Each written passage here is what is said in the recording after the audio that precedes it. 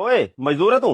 हाँ जी भाई साहब, मैं मजदूर हूँ। चल ठीक है, साथ चल, 800 रुपए दिहाड़ी मिलेगी। हाँ भाई, मजदूरी पे चलेगा, 1000 रुपए मिलेंगे। 1000 रुपए? साहब मैं इनके साथ जा रहा हूँ। मजदूर पैसे के लिए काम करता है। चल ठीक है भाई, मर्जी है तेरी। मेरे यहाँ सारी लड़कियां काम कर रही थी, मैंने सोचा एक मजदूर लड़का भी ले चलता हूँ। देख भाई, जुबान भी कोई चीज होती है। मैं भाई को जुबान दे चुका हूँ। अगर भाई 300 रुपए कम भी दिहाड़ी देगा तो भी मैं भाई के साथ जाऊंगा। चलो भाई, तुम बताओ कहाँ चलना है। अरे भाई मेरी बात तो सुन। अरे चल हट तू यहाँ से। देख भाई, एक मसला और है, वहाँ शेड एक ही है, तो तुम्हें खाना भी लड़कियों के साथ बैठ के खाना पड़ेगा। अरे भाई मेरी बात तो सुन ले। अरे तू रहने दे यार, मैंने उसी के साथ जाना है भाई के साथ।